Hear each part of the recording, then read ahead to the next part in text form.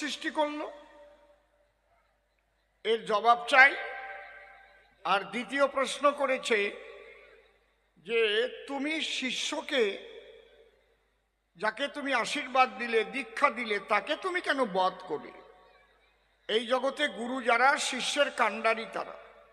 এই জগতে গুরু যারা, শিষ্যকে মৃত্যু থেকে বাঁচায় তারা। এই জগতের গুরু যারা, শিষ্যের তরির নেয়ে বা কাণ্ডারি তারা। আর তোমার দ্বারা যদি শিষ্যবধ হয়, তাহলে এই জগতের জীব যারা কোন শিক্ষা পাবে? তারা বলো তুমি ভোলা মৃত্যুঞ্জয়, তাই তো? এইবার আমি জবাব দেব। তার আগে একটা ধ্বনি দিয়ে তারপরে একটা গান গেয়ে আমি জবাবের মধ্যে যাব। বক্তা যিনি স্বয়ং শিব ঠাকুর, তিনি তার শ্রীপাদ পদ্মে ভক্তিপূর্ণ প্রণাম আমি করিনু অর্পণ। কারণ অন্তরে আমার আছে ভাবো, আজ শিব ঠাকুরকে যখন কাছে পেয়েছি আমি কিছু প্রশ্ন করব। কারণ আমি কিছু কিছু জায়গায় বুঝতে পারি নাই। অনেক লীলা দেখার পরে বসে শুনুন নারী নরে, দুই একটি প্রশ্ন জাগৃত হলো আমার মধ্যে, সেটা আমি প্রকাশ করিব এখন। সেটা কি? দাঁড়িয়ে বলি, সভা হলো বৃকদৈত্য নামে একটা দৈত্য ছিল। এই শিব ঠাকুর তাকে বর দেয়, আশীর্বাদ দেয়। এইবার তার বৃকদত্ত কি সম্পর্কে হয়? শিষ্য হয়। আর গুরু মহাজন এই শিব ঠাকুর যেজন। তাহলে আমি বলি সভা হলো শিব ঠাকুর গুরু হলো কার? বৃকদত্ত। এইবার শিষ্যকে বর দেওয়ার পরে বসে শুনুন নারী নরে, সেই শিষ্যকে আবার নিজে বধ করল। তাহলে গুরু হয়ে যদি শিষ্যকে বধ করে, খুলে বলি সভা পরে, এর থেকে আছে কি আর লজ্জার বিষয়? তারে গুরু হয়ে শিষ্যকে মারলে কেন? এই প্রশ্নের জবাব আনো। এই প্রথম প্রশ্ন দাঁড়িলাম তোমার রাঙ্গা পায়। এই প্রথম প্রশ্ন গেল হয়ে কার্যনায় সে কথা কয়ে আমি আর একখানা প্রশ্ন করি উত্থাপন। কি ঈশ্বর কি করে? খুলে বলি সভা পরে, তিনি ভাবলো আনন্দ পাবার তরে এই জীবের সৃষ্টি করে। শোনেন মহাশয়, তাই নয়? জীবের কেন সৃষ্টি করলো? কারণ তিনি আনন্দ পাবে। সৃষ্টিতে ঈশ্বর আনন্দ পায়। তাহলে তাই যদি হয়, আমি প্রশ্ন করি তোমার রাঙ্গা পায়, তাহলে জীবনের পরে কেন জন্মের পরে মৃত্যু সৃজন করে দেয়? কারণ ঈশ্বর সৃষ্টিতে আনন্দ পাবে অন্তর দিয়ে দেখুন ভেবে, এই জন্য সৃষ্টি ক্রিয়া চালায়। তাহলে সৃষ্টির পরে আবার যদি মৃত্যু সৃজন করে, তাহলে মানুষের আনন্দ থাকে সর্বদাই থাকে। দেখুন কি আশ্চর্যের বিষয়। কারো পিতা মারা যায়, কারো মাতা মারা যায়, কারো পুত্র মারা যায়, কারো স্ত্রী মারা যায়। তা আমি বেঁচে থাকতে যদি, আপনি ভাবেন যে বেঁচে থাকতে যদি নিজের চোখের সামনে নিজের সন্তান মারা যায়, এর থেকে আসে কি দুঃখের বিষয়?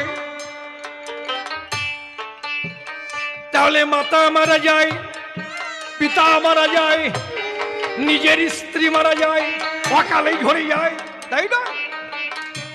এই যে দুঃখের বিষয়, তাহলে ঈশ্বর যদি সৃষ্টিতে আনন্দ পায়, তাহলে জন্মের পরে কেন মৃত্যু সৃজন করে দেয়? কেন এই মৃত্যু সৃজন করলো? এইটা আমাকে খুলে বলো, এইটা আমার জানবার বিষয়। তাই এই তত্ত্ব জানিতে কুলাই নাই মোর পুঁজিতে। তোমার সাক্ষাতে প্রশ্ন করলে উত্থাপন, তুমি এসে সভা পাশে জবাব দেবে রসা ভাসে। শ্রোতাবদ্ধ অঙ্ক কোষে কোষে উহা করবে আকর্ষণ। নারদ আর শিব, গুরু শিষ্য,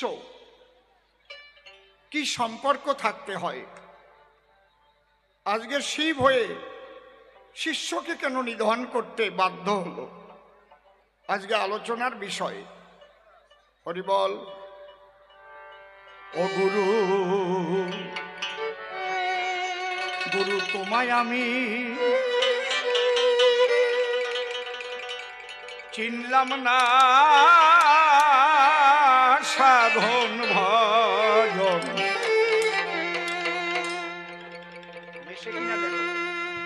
ভজন আমার হলো না। গুরু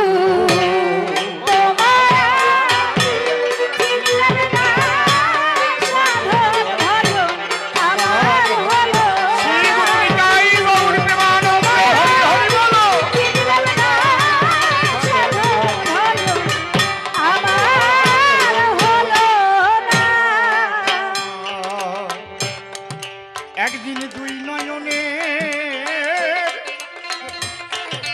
জলে তোমার, একদিন দুই নয়নে জলে তোমার, ওই রাতুল চরণ ভজলেন না, সাধন ভজন আমার হলো না।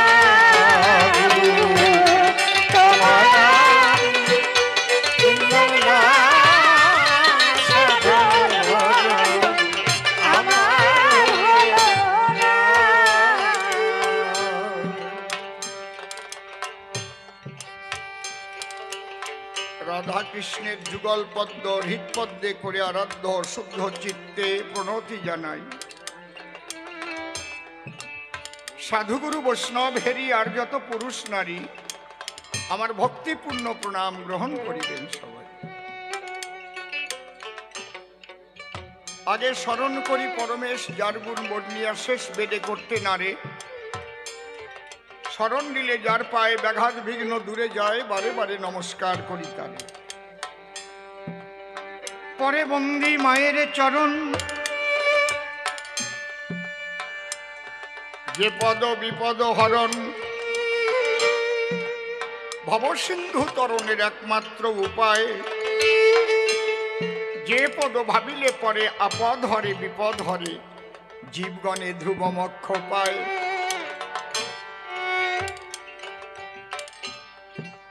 অদ্যকার এই কবি গান আমার জীবনের নূতন অনুষ্ঠান। এই গাভা পাড়ায় জীবনেও করিনি পদার্পণ, কিন্তু যদিও আমি নূতন আসি, ছেলে পেলেদের অকৃত্রিম ভালোবাসাবাসি, যার জন্য আনন্দে ভরে উঠেছে আমাদের সকলের মন। কি বলবো আপনাদের ধার, এদের যা সুন্দর ব্যবহার। আমি মায়ের কাছে করি নিবেদন, মা তুমি আমার কথা নিও, এদের সকলের সর্বাঙ্গীন মঙ্গল করে দিও মা, এদের মঙ্গল করে দিও। এদের ইহকাল এবং পরকাল যেন কুসুমাস্তীর্ণ হয়, আমি নিবেদন করি ঠাকুরের পায়ে। আমি যাব শিবের ভূমিকায়, যিনি পাগলা মহেশ্বর, তার ভূমিকায় সভাপর আমি হব দণ্ডায়মান। আমার কাছে বলুন দেখি, কোন জীব শিব হতে পারে নাকি?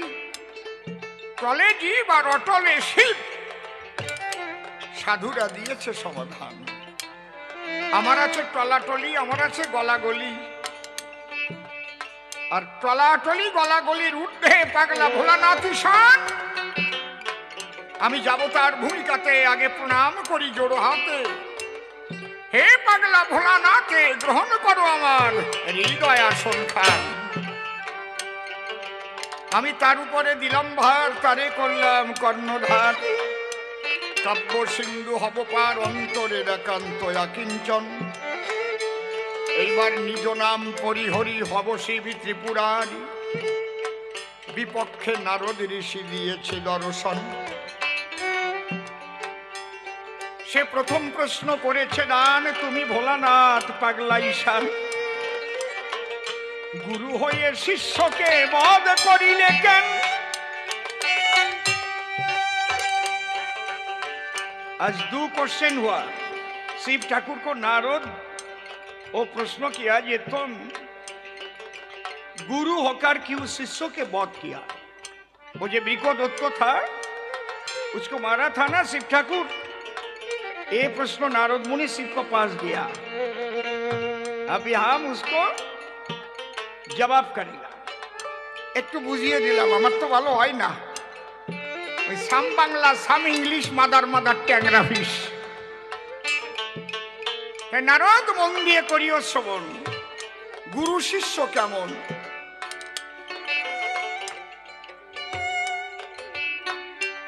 গুরু তোমায় আমি চিনলাম না, সাধন ভজন আমার হলো না। গুরু তোমায় আমি চিনলাম না, সাধন ভজন আমার হলো না। লেডিসটা না আর একটু সাউন্ড বাড়বে আউটে, আর একটু রিভাইভ হবে। একদিন দু নয়নের জলে তোমার, ওরে একদিন দু নয়নের জলে তোমার ওই রাতুল চরণ খুঁজিলেম না। সাধন ভজন আমার হলো না। গুরু তোমায় আমি চিনলাম না, সাধন ভজন আমার হলো না। ও গুরু গো, গুরু গো,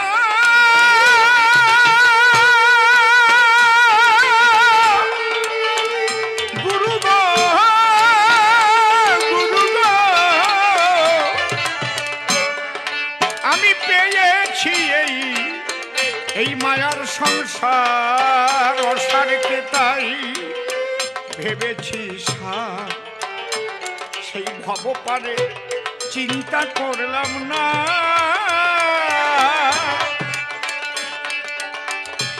আমি পদে পদে আঘাতে খেয়ে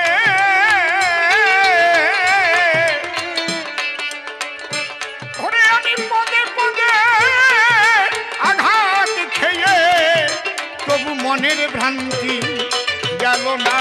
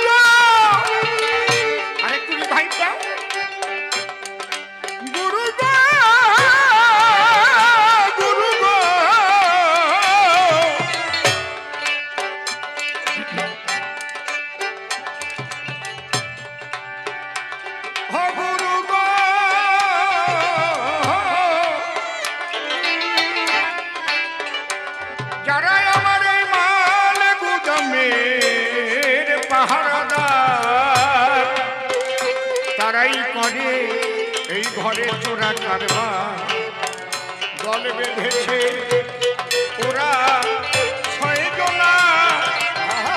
ওরাই আমার মাল কোথার মাল করে নিল,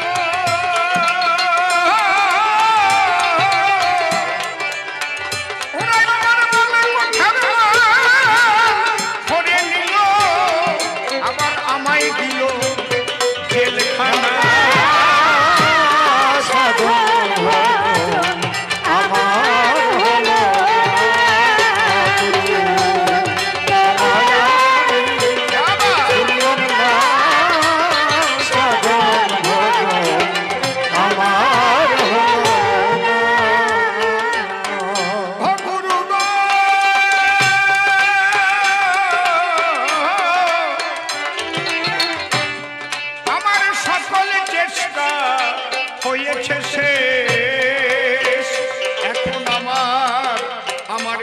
বিহারীর বেশ, আমি স্বদেশ খুঁজি হয়ে আনব না।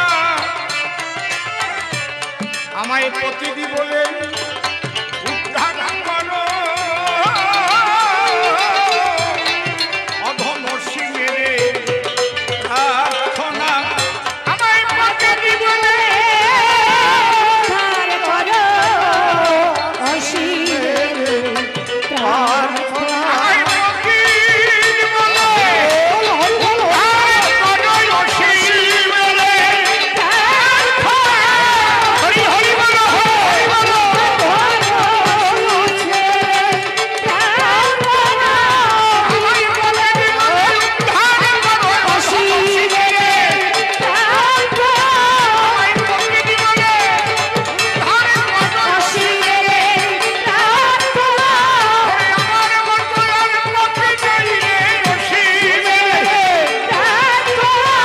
ওরে তুমি ছাড়া জীবন আছে সিংহের আমায় প্রতিদি বলে উদ্ধার করো সিংহের হরি হরি বল। আমায় প্রতিদি বলে সিংহের হরি হরি বল, হরি বল, হরি বল, হরি বল, হরি বল, হরি বল, বল হরি বল। নীরব থাকবেন সর্বজন, বলতে হবে অনেকক্ষণ। যেভাবে আয়োজন সভা মধ্যে পাই, প্রথম দ্বারায় সভাস্থান শোনালাম একখানে গুরুমুখী গান। এইবার তার জবাবের মধ্যে যাই। আজকে কে উঠে বাইরে যাবে না, কিন্তু গেলে 5 মিনিট চুপ করে থাকেন সবে, প্রত্যেকটার জবাব হবে। প্রথম প্রশ্ন করেছে উত্থাপন, বলো শিব, তুমি আমার কাছে গুরুর দ্বারাই শিষ্য বাঁচে, আর তুমি সেই শিষ্যকে মারলে কি কারণ? আমি বলি ভোলানাথ গোসাই, আমি শিষ্যকে মারি নাই, তার কর্মেই তার ঘটেছে মরণ। আমার কাছে বলুন দেখি, গুরু কখনো শিষ্য মারে নাকি? যদি শিষ্য থাকে গুরুমুখী, তাহলে পরম গুরু হয় সুখী, পরম গুরু রক্ষা করে তার জীবন। এই জন্যে যদি প্রকৃত গুরু ভক্তি কারো থাকে, ঈশ্বর রক্ষা করে তাকে। আপনারা ঘটনাটা মন দিয়ে করিবেন শ্রবণ। ঘটনাটা অতি সত্য, নাম তার বৃকদত্ত। ওই দত্ত বনের মধ্যে করে শিবের সাধন। শিবের সাধনা যখন করে বসে বনের ভেতরে, তার সাধনায় আমার কৈলাস নড়ে। আমি শিব সিংহাডম্বুর হাতে ধরে তার গোচরে দিলাম দর্শন। সে দেখি বসে আছে একটা বেলগাছ তলায়। আমি গিয়ে বললাম, ভোলা মৃত্যুঞ্জয়, তুমি আমাকে ওং নমঃ শিবায়, ওং নমঃ শিবায় বলে ডাকো কি কারণ? বৃকদত্ত আমায় দেখে বড় শান্তি পেয়ে বুকে বলে তখনই ডেকে ডেকে, ভোলানাথ তুমি দিয়েছ দর্শন, অন্তরে আমার আছে ভাবো তোমার কাছে আমি একটা বর নেব। আমি বললাম, কি বর তোমার? আকিঞ্চন মানে ইচ্ছা। ওই দত্ত ডেকে বলে, তাই অন্য বরের দরকার নাই। তুমি মৃত্যুঞ্জয় ভোলানাথ গোসাই, আমাকেও মৃত্যুঞ্জয় বর তুমি করো অর্পণ। তুমি বর দাও ত্রিপুরারি, আমি যেন কোনোদিন না মরি। এই দত্ত চশমা, আমি অমর বর চাই তোমার সদন। এই কথা শুনে দিগম্বর, আমি বললাম তার গোচর, জগতে কেউ পায় না অমর বর। জন্মিলে মরিতে হবে, কে কোথাও অমর রবে। এইটাই সৃষ্টির বিধান এই জগৎভর। তোমারে করি মানা, এই বরখানা তুমি কিন্তু পাবে না। বৃকদত্ত তখন ডেকে বলে, আমার ঠাই, আচ্ছা শিব কথা লও, এই বর যদি না দাও তাহলে অন্য একটু বর পাল্টাইয়ে চাই। কি? শোনো তুমি ভোলানাথ, আমি যার মাথায় দেব হাত, সে যেন সঙ্গে সঙ্গে হয়ে যায় ছাই, একদম ভস্মীভূত, কথা নয় অসঙ্গত। আমি এই বর চাই। আমি দেখলাম এই বর দেওয়া যায়, কারো মাথায় দিলে হাত হয়ে যাবে ভস্মার সাত। আমি বললাম, এতে আমার কোনো অসুবিধা নাই। তখন হয়ে শশব ব্যস্ত, আমি বললাম তথাস্ত তথাস্ত। তুমি যার মস্তকে স্পর্শ করিবে যখন, অন্তরে দেখো ভেবে তোমার হাত যার মাথায় পড়বে সে ভস্য হয়ে যাবে। তখন আমি তো ওই বর দিয়া আমার সিংহাডম্বুর ত্রিশূল নিয়া ধীরে ধীরে করেছি গমন। ঠিক ওই সময় এই নারদ ওই জায়গায় হয়েছে উদয়। নারদ ডেকে কয়, এই বৃকদত্ত, কি বর তো পেয়েছিস, মিথ্যা না সত্য এটা পরীক্ষা করেছিস সে সময়? বৃকদত্ত বলে, তাই বর দিয়েছে ভোলানাথ গোসাই। উনি মিথ্যা বর দেয় নাকি? বলা মৃত্যুঞ্জয় বলে, জানিস না দেবদেবতা যারা অনেক সময় সিটিংবাজিও করে, তারা জানো না তাদের ভাবধারা? দেবাসুর একসঙ্গে করেছিল সাগর মন্থন, সেই অসুরদের সুধানা দেবার তরে নারায়ণ তখন মোহিনী মূর্তি ধরে, আর ওই সুধা সব দেবতারা খেলো ভাগ করে, অসুররা এক সিটিয়াও পাই নাই তখন। জানো না তুমি? বলদের সাতু, মাথায় নাই দাতু। বৃকদত্ত ডেকে কয়, কথাটা তো মন্দ নয়। ও গিয়ে এই গন্ডগোল বাধায়, ভালোই ছিল, ও যাইয়ে পিনিক দিল নারদ, বুঝতে পারিস? বলে ঠিক আছে। বৃকদত্ত বলে তখন নারদের গোচর, নারদ তাহলে হাত একটু দেই তোমার মাথার পর। নারদ কয়, আমারে দিবি কেন? আমি তো মরিয়ে যাবই। যার নাম মৃত্যুঞ্জয় তার মাথায় হাত দিয়ে পরীক্ষা করতে হয়। যদি শিবের মাথায় হাত দিলে শিব যদি ভস্য হয়ে যায়, অন্তরে দেখ ভেবে তোর বর খাঁটি হবে, একদম 24 ক্যারেট সোনা, মিথ্যা কথা নয়। বৃকদত্ত ভাবে তাই, যুক্তিটা তো খারাপ দেয় নাই। অমনি আমার পিছনে পিছনে ধাবিত হয়, ও শিব ঠাকুর দাঁড়াও, এক পাও বুঝি বাড়াও। বললাম কি হয়েছে? বর তো দিলাম তোরে, এখন তো আমার কৈলাসে যাওয়ার দরকার আছে। কই কৈলাসে যাওয়া আছে, আমার একটু পরীক্ষার দরকার আছে। কি পরীক্ষা? অন্তরে আমার আছে, ভাবো তোমার মাথায় হাত দিয়ে আমি একটু পরীক্ষা করব, বরটা একটু আমি যাচাই করিয়ে নেব, বর সত্যি নিয়ে মিথ্যা। আমি বললাম, এই তুই আমার মাথায় হাত দিবি কেন? আমি যে তোর গুরু। ও কয়, গুরু দিয়েই হবে বউনি শুরু। বুঝতে পারিস? গুরুরই মারিয়েই বউনি শুরু করবে। আমি মনে মনে ভাবে তাই, এইরকম বিপদে তো জীবনেও পড়ি নাই। নিজে বর আমি করেছি অর্পণ, এখন আমার মাথায় দিয়ে হাত করতে চায় ভরসার সাথ। আমি চিন্তায় পড়ে গেলাম তখন, কি করি? একে বলে উভয় সংকট। ও যদি আমার মাথায় হাত দেয়, আমার নাম মৃত্যুঞ্জয়, আমি যদি ভস্য না হই এই জায়গায়, ও ডাক দিয়ে বলবে, তাই তোমার বর ঠিক যাও নাই, এই যে তোমার মাথা ভস্য হয় নাই, দেখেছেন? তাহলে আমি ভস্য হলে পরে আমার মৃত্যুঞ্জয় নামটা আর থাকে না রে।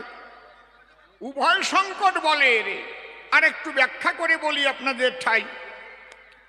মনে করেন বাংলাদেশ থেকে কোনো একটা যুবক ছেলে এলো, এসে কোনো বাড়ি লজিং ছিল, সে ওই বাড়িতে থাকার পরে ওই বাড়ি একটা যুবতী মেয়ে আছে ঘরে, তারে একটু পড়াশোনা করার তরে ওরা ওই ছেলেটারে রেখে দেয়। কিন্তু পড়াতি পড়াতি টুটু টুটু হয়েছে, দুইজনের ভিতরে একটু আংঠা কলে জড়াইয়ে পড়ে। ওরে কয় আংঠা কল, বুঝেছেন? এই আংঠা কলে জড়াইয়ে পড়লো, মেয়েটার গর্ভের সঞ্চার হলো। ওই দেখে ভয়ে ওই ছেলেটা বাংলাদেশে পলাই চলে গেল। এখন ওই যুবতী মেয়ের যে গর্ভ হলো, চিন্তা করে দেখা ভালো, এই গর্ভ যদি বিনাশ করা হয়, আমি বলি আপনাদের ধারে যত পাপ আছে এই চরাচরে, ব্রহ্ম হত্যা পাপের উপরে ভ্রূণ হত্যার পাপ বলে লেখা আছে শাস্ত্রের পাতায়। কিন্তু গর্ভ যদি রেখে দেয়, ওই যুবতীর যদি সন্তান প্রসব হয়, তাহলে লোকে থুথু দেবে গায়ে, কিরে জামাই কোথায়? বলি তোর পুরো ভাগে তোর মেয়ের বাচ্চা হয়েছে বিয়ের আগে, তাহলে রাখলেও জ্বালা, ফেললিও জ্বালা, উভয় সংকট বলে বলি সভা তলা। আমি পাগলা ভোলা সেই উভয় সংকটে পড়ে যাই। চিন্তা করি মনে মনে, আমি দৌড়াইয়ে যাই কালীর সন্নিধানে, দেখি কালীর কাছে কোনো বিধান পাই কিনা পাই। আমি ত্রিশূলটা হাতে ধরে অমনি দৌড় দিয়েছি কুরকুর কুরকুর কুরকুর করি। আর ওই যে বৃকদত্ত, ও কিন্তু আমার পশ্চাতে পশ্চাতে ধায়। আমি গিয়ে তাড়াতাড়ি নিজের বাড়ি ডাক দিয়ে বলি কালীর বরাবরই, কালী বাঁচাও আমায়। বলে কি বাঁচাও মানে? ওই যে বৃকদত্ত এসে গেছে, দেখো দেখো, ও যদি আসে আমার কাছে, আমার মাথায় হাত দেওয়ার সঙ্গে সঙ্গে আমার মাথা কিন্তু হবে ভস্মময়। বলে বলো কি বীরু পাখি, তুমি তো মৃত্যুঞ্জয়, এই শক্তি ওই দত্ত পেল কোন জায়গায়? আমি বললাম কালীর কাছাকাছি। কালী ওই বর আমি ওরে দিছি যে তুই যার মাথায় নিবি হাত, মাথা হবে ভস্মার সাত। এখন ও বলে আমার কাছাকাছি, ও ভোলানাথ আমি তোমার মাথায় নেবো হাত, দেখি হও কিনা ভস্মার সাত। আমি তো বিপদে পড়ে গেছি। কালী করে মানা, ওই ঝামেলার মধ্যে আমি যাব না। আমি যদি ওরে মারতে যাই, ওরে মারার আগে বলি তোমার পুরো ভাগে, ও যদি আমার মাথায় হাত দিয়ে বসে, আমি তো পুড়িয়ে হব ছাই। তুমি দেশো, তুমি বুঝো গিয়ে রে ভাই। শিব তখন ডেকে বলে কালী এলাম তোমার স্থলে, তোমার কাছে কোনো বিধান নাই? দেখেন সতী নারী থাকলে ঘরে সুবুদ্ধি দেয় তারে। হরিবল হরিবল।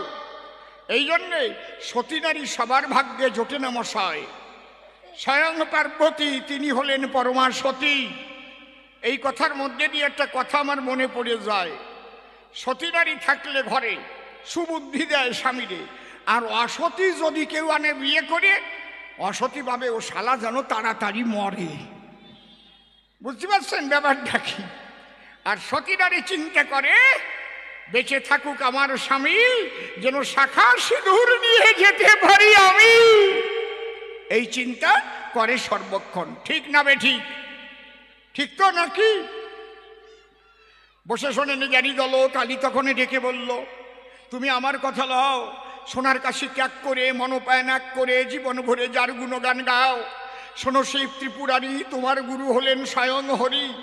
একবার শ্রীহরির চরণ ছায়ায় গিয়ে দাঁড়াও, সে যদি ইচ্ছা করে তাহলে তোমাকে এই সংকট থেকে বাঁচাতে পারে।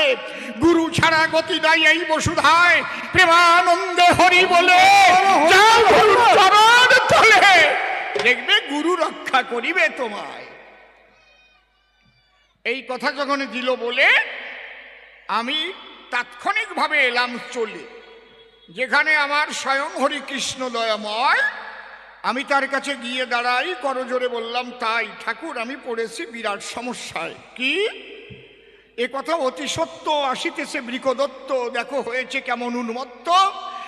সে আমার মাথায় হাত দিয়ে ভস্ম করতে চায়।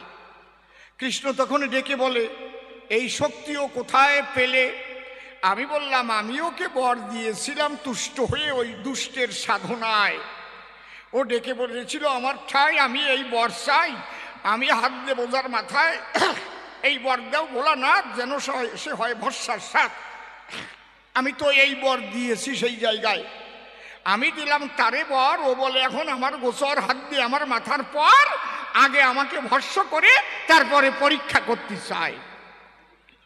কৃষ্ণ করে মানা, জীবনে যাকে তাকে শক্তি দিও না, কারণ শক্তি পেয়ে দুষ্ট লোকে জগতের ক্ষতিকারক হয়। এই জন্য একজনের হাতে শক্তি দিতে গেলে বিচার বুদ্ধি যদি না থাকে দিলে, যদি কোনো দুষ্ট মানুষের হাতে সেই শক্তি অর্পণ করা হয়, অন্তরে দেখো ভেবে যে শক্তি নিজে দেবে তারপরে তারও থাকে মরণের ভয়। তবে তুমি যখন এলে আমার ধারে, নিশ্চয়ই সতী নারী আছে তোমার ঘরে, সে বুদ্ধি দিয়ে পাঠিয়ে দিয়েছে তোমারে, যাও যাও দাঁড়াও ওই গাছতলায়। আমি তো ভয়ে ভয়ে দাঁড়ালাম গাছতলায় গিয়ে, আর কৃষ্ণ সঙ্গে সঙ্গে একটা যুবতী নারী হয়ে ওই দত্তের সামনে গিয়ে দাঁড়ায়। সুন্দরী চেহারা, মনে হয় বারুইপুরের পেয়ারা। ও একেবারে ফক ফক ফক ফক ফক ফক করতেছে। এত সুন্দর চেহারা নিয়ে যখন দত্তের ধারে দাঁড়াইয়া একটু অধরে মধুর হাসি দেয়, আর আখিটাকে একটু বাঁকা করে যখন তাকায় দৈত্যের দিকে বারে বারে, দৈত্য মনে চিন্তা করে এই জিনিস ছিল কোন জায়গায়, ওর মাথায় হাত টাত দেওয়ার কথা ভুলে গেছে। ও মনে মনে ভাবে তাই একে আমি চাই, একে আমি চাই। দৈত্য ওই মেয়েটাকে ডেকে বলে, আচ্ছা তুমি কোত্থেকে এলে বলো তো, তোমার বাড়ি কোথায়? মেয়েটা বলে, তাই আমার কোনো বাড়ি ঘর নাই, আমি থাকি শুধু বনালয়। ও তুমি থাকো বনে বনে, খোঁজে না তোমার আপন জনে? বলে, আপন বলতে কে আছে ভুবনে, আমি একা একাই থাকি সর্বদাই। তোমার কেউ নাই? বলে, আমার কেউ নাই। দৈত্য ডেকে বলে ওই নারীর বরাবরই, আমি কি তোমার জীবন সঙ্গী হতে পারি? ডেকে বলে ওই নারী, অবশ্যই পারো, কিন্তু বলি আমি তোমার কাছে, আমার যে একটা প্রতিজ্ঞা আছে। কি প্রতিজ্ঞা? আমার সঙ্গে ঠিক আমার মতো ভাব নিয়ে অঙ্গে যদি কেউ নাচিতে পারে, একমাত্র বিবাহ করব আমি তারে। দৈত্য বলে, তবে কেন, তুমি বসে আছো, এইবার তুমি মনের আনন্দেতে নাচো, আর তোমার সঙ্গে আমিও যদি নৃত্য দেখাতে পারি, তাহলে আমার বউ হয়ে তুমি যাবে আমার বাড়ি। এইবার নাচা আরম্ভ হয়ে গেল। সোহাগ চাঁদ বদনী ধনী নাচো তো দেখি, সোহাগ চাঁদ বদনী ধনী নাচো তো দেখি, সোহাগ চাঁদ বদনী মায়েরা উলুক ধনী গাও, দেখি, ধনী নাচো তো দেখি, ধনী নাচো তো দেখি, ধনী নাচো তো দেখি। সোহাগ চাঁদ বদনী ধনী নাচো তো দেখি, বাবা বাবা, চাঁদ বদনী ধনী নাচো তো দেখি। ইহা বলি কৃষ্ণচন্দ্র নাচিতে লাগিল, নিজের প্রতি দেশে কৃষ্ণ যখন হাত দিল। সোহাগ চাঁদ বদনী ধনী নাচো তো দেখি, সোহাগ চাঁদ বদনী ধনী নাচো তো দেখি। কৃষ্ণ যেভাবে নাচবে মেয়েটা দৈত্যর সেইভাবে নাচতে হবে, তবে তো পাবে নাকি? যেভাবে তে নাচে আমার কৃষ্ণ রসময়, দৈত্য তো সেইভাবে নাচিয়া দেখায়। সোহাগ চাঁদ বদনী ধনী নাচো তো দেখি, সোহাগ চাঁদ বদনী ধনী নাচো তো দেখি। নৃত্যের কতগুলো মুদ্রা আছে, দেখবেন যারা নৃত্য শেখে মুদ্রাগুলো তাদের শেখায়, আমাদের হাতে হবে না সেগুলো না। মানে একটা কায়দা, একেবারে হাত ঘুরিয়ে ঘুরিয়ে আসে, একদম যেন পদ্ম ফুল বানায় ফেলে, করে না? নাচিতে নাচিতে আমার কৃষ্ণ জগন্নাথ নিজের ওষ্ঠে যখন নিজে দিল হাত। সোহাগ চাঁদ বদনী ধনী নাচো তো দেখি, হরি হরি বলো। সোহাগ চাঁদ বদনী ধনী নাচো তো দেখি। ঠিক যেভাবে নাচছে, মেয়েটাকে বিয়ে করবার জন্য পাগল হয়ে দৈত্য সেইভাবে নাচছে।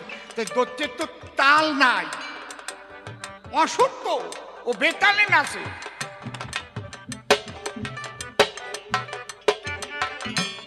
বেতাল, হ্যাঁ কায়দা আছে। আমার কৃষ্ণচন্দ্র সুন্দর ভাবে নাচিতে লাগিল, দৈত্য সেই নাচে আরম্ভিয়া দিল। সোহাগ চাঁদ বদনী ধনী নাচো তো দেখি, সোহাগ চাঁদ বদনী ধনী নাচো তো দেখি। নাচিতে নাচিতে আমার কৃষ্ণ জগন্নাথ নিজের মাথায় নিজে কৃষ্ণ দিল যখন হাত। সোহাগ চাঁদ বদনী ধনী নাচো তো দেখি, সোহাগ চাঁদ বদনী ধনী নাচো তো দেখি। তাই দেখিয়া দত্ত নিজের মস্তকে হাত দিল, সঙ্গে সঙ্গে দত্তের মাথা ছাই হইয়া গেল। সোহাগ চাঁদ হরি হরি বলো, ধনী নাচো তো হরি দেখি, বলো। সোহাগ চাঁদ বদনী ধনী নাচো তো দেখি। সিসিং ভাগ।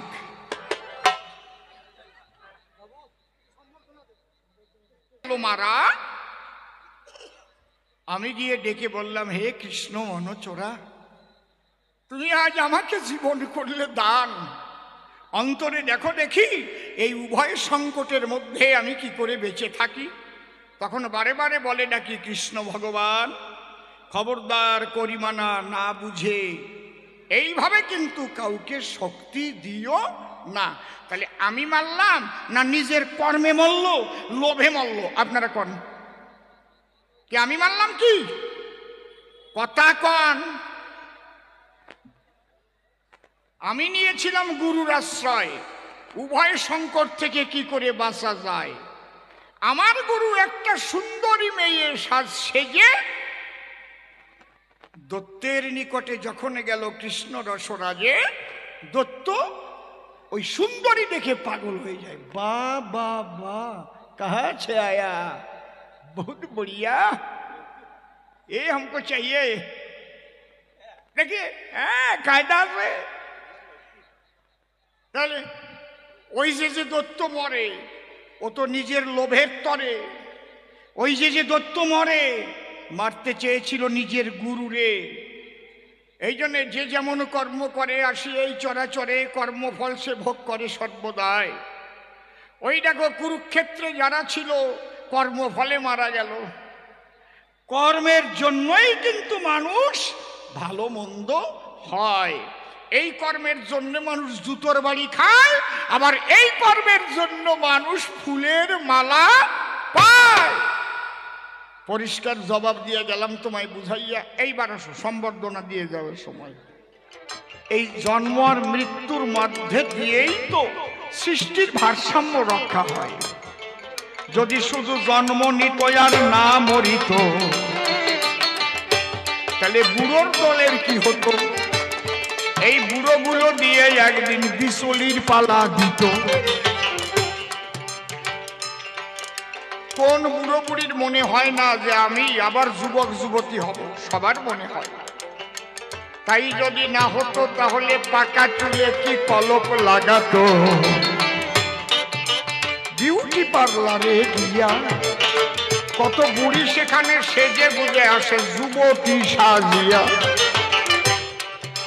কিন্তু এই সাজগোজ চিরকালের নয় রে, বুড়ো বুড়ি একদিন হয়ে যাবে। আবার যুবক যুবতী হতে হলে তার দেহটি পাল্টাবে। এই দেহ পাল্টাইয়ে আত্মা যখন আবার নূতন দেহে যাবে, নূতন একটা দেহ ধরে আবার শিশু হয়ে আসবে। আবার বাল্যকাল হবে, কৈশোরকাল হবে, যৌবনকাল আসবে। আবার সে আগের মতো সেই আনন্দে ভাসবে। এই জন্য রবীন্দ্রনাথ ঠাকুর বলেছেন, মরণ তুহু মম শ্যাম সমান। মৃত্যু না থাকলে পরে গ্রহ। মানুষ একবার বুড়ো হয়ে গেলে আর কোনদিন যুবক যুবতী হতে পারত না কোনো কালে। মৃত্যু আছে বলে মৃত্যু বন্ধু আত্মাকে ছাড়াইয়ে নেয়, আর জড় দেহ শ্মশানে গিয়ে পোড়াইয়ে ফেলায়। আবার যখন কর্ম অনুসারে আত্মা জন্ম পায়, যেমন কর্ম তেমন ফল আবার পুনরায় জন্মায়। যদি মানুষের মতো কাজ না করে, সে কুকুরের কাজ করে, তখন কুকুর কুলে জন্ম ভগবান দেয় তারে। এই যে আমার বাবা শ্যামল ঢোল বাজায়, ওদের গ্রামের ঘটনা একেবারে জাজ্জল্যমান কথা করিব বর্ণনা। ওদের গ্রামে এক মহিলা ছিল, নিজের স্বামীকে ছেড়ে সময় পেলে বহু পুরুষের সঙ্গ সে করে। এত বড় অসতী নারী ছিল সে গো। স্বামীর মনে দুঃখ, কোনদিনও বিয়ে করে ওকে একটুও পায় নাই সুখ। সেই বউটা মরে গিয়ে কুকুর হয়েছিল। কি ঘটনা একটু বলবো সভাতল। মায়া কুকুর করে দিয়েছে ভগবান। পুরুষ কুকুর ওর পিছনে ছুটে যায়, মরার মতো হয়ে গেছে, রাস্তার পাশে পড়ে রয়, উঠে গিয়ে খাবে কিছু গায়ে, সে শক্তিও নাই। একদিন স্বপ্নে স্বপ্নে ডেকে বলে ওর স্বামী ঠাই, ওর স্বামী বেঁচে আছে। স্বামীর কাছে স্বপ্নে বলছে আমি যে অন্যায় করেছি তার জন্য আমি কুকুর জন্ম পেয়েছি, আমার যা সাজা আমি পেয়েছি, ওই রাস্তার পাশে গাছতলায় পড়ে আছি, আমি না খেয়ে মরে যাব, তুমি আমাকে দুটো খেতে দাও। পরের দিন তার স্বামী খাবার নিয়ে সেই গাছতলায় গেল, স্বামীকে দেখে দুই চোখের জল ছাড়িয়া দিল। এই যে দেখুন কর্মফল মানুষকে পেতে হয়, জন্মান্তর না থাকলে পারে কেমন করে পায়। এই জন্য মৃত্যু দেখো এই জগতে ভালো, এই মৃত্যু কিন্তু দেখাইয়া গেল নূতনেরই আলো। যেমন করবে করবে তুমি তেমন ফলটি তোমার হবে, কেমন ভাবে এই জগতে আবার জন্ম পাবে। পূর্ব জন্মে থাকে যদি সাধু সংস্কার, দেখিতে শুনিতে হয় তার বৈষ্ণব আচার। দেখবেন ছোট্ট ছোট্ট ছেলে আগের জন্মের কর্মের ফলে কৃষ্ণ নাম শুনেই ভাসে দুই নয়নের জলে। ছোট অবস্থায় কত তুলসীর মালা নেয়, মা বাবা সঙ্গে করে নিয়ে যায়, প্রেমানন্দে হরি বলে ধুলাতে গড়ায়।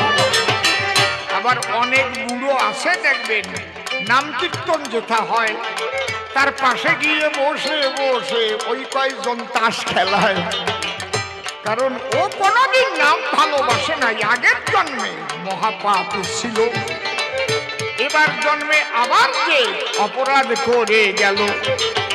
এই জন্মান্তরবাদ থাকে না, যদি মৃত্যু আর জন্ম না হয়, এটা করেছে ভগবানের বিধান, দিলাম পরিচয়। জন্ম মৃত্যু না থাকিলে কি মানুষ ঈশ্বর বিশ্বাস করে? আমি কোনোদিন যদি না মরিব এই ভাবনায় অন্ত। বৃকদত্ত একটু ছোট্ট বর পেয়ে শিবরে মারতে চায়, আর যদি কেউ এই জগতে অমর হয়ে যায় তাহলে ঈশ্বর বলে কেউ আছে? মানবে না রে ভাই। তাই জন্ম মৃত্যু সৃষ্টি করেছে বিশ্বের মালিক সাই। এই জন্য ভালো কর্ম করবে, তোমরা ভালো জায়গায় যাবে, আর খারাপ কর্ম করলে পরে খারাপ জন্ম পাবে। জন্ম হবে যথা তথা, কর্ম চাই ভালো, কর্মের দ্বারায় পাবে তুমি তখন জ্ঞানের আলো। যাকে যেভাবে প্রশ্ন আমায় প্রথম করেছে দান, আমি ধরে ধরে সভা করে তার দিলাম সমাধান। দেখি এরপরে কোন কথা নারদ এসে কয়, সেই অনুপাতে এ সভাকে আলোচনা করব মশয়। কবিগান কিন্তু অল্প সময়ের নয়, কবিগান শেষ পর্যন্ত না গেলে যদি বাড়ি চলে যান তাহলে গানে আনন্দ পাবেন না। দেখবেন এবার ভেবে এইবার নারদ নূতন নূতন প্রশ্ন করে যাবে। আমি আবার আসরে আসিব জবাব দেবার তরে, তারপর দুইজন মুখোমুখি লড়াই হবে আসরে। শেষ পর্যন্ত জ্ঞানবন্ত করিবেন শ্রবণ, করজোড়ে এইটুকু আমি রাখলাম নিবেদন। ফ্রেন্ডস ক্লাবের ছেলে পেলেদের আশীর্বাদ করবেন দান, যেন প্রতি বছর করতে পারে ভালো ভালো অনুষ্ঠান। উলুধ্বনি হরির ধ্বনি করেন ভক্তগণ, যেন হয় খাঁটি মঙ্গলানায়ন। আর কেন বেশি কথা বলি বাদে যাই, বেশি বলে প্রথমবারে প্রয়োজন আর নাই। যাক চলে বেশি বলে কিবা প্রয়োজন, আমার মতো ভাব আমি করি সমাপন। দাঁড়াও দাঁড়াও দাঁড়াও দাঁড়াও দাঁড়াও, যাবার আগে আর একটা কথা ওরে বলে যাই। নারদ, তোমার আমি একটা প্রশ্ন করি, তুমি জীবনে বিয়ে করলে না কেন? কেউ রে ভালোবাসে ধাক্কা খাইছো নাকি? যেমন বিধান রায় জীবনে বিয়ে করলো না কেন? ডক্টর বিধান রায় জানেন আপনারা? জানেন কি, কল্যাণী নামে একটা মেয়েকে ভীষণ ভালোবেসেছিল, কিন্তু তার বাবা দিল না, উনি গরিব ছিলেন তাই। এই জন্য জীবনেও বিধান রায় আর বিয়ে করে নাই।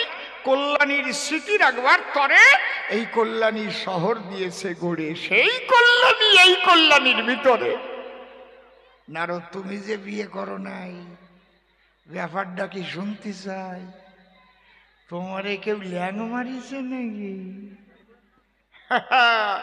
সেই কথাটা বলে যে ও সভ্য সবার ঠাই। নারদ মুনি, তুমি কেন বিয়ে করো নাই?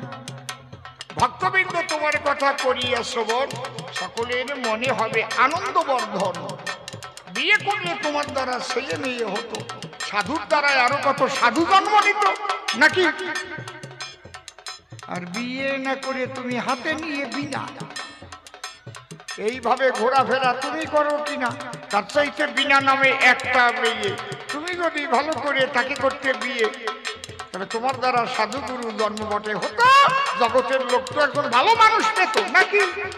তবে বিয়ে করো নাই কেন জবাব করবে দান, আর তারে বলবো না এই সভ্য সমাজটার প্রথমবারের ভাব আমার ক্ষান্ত হয়ে গেল।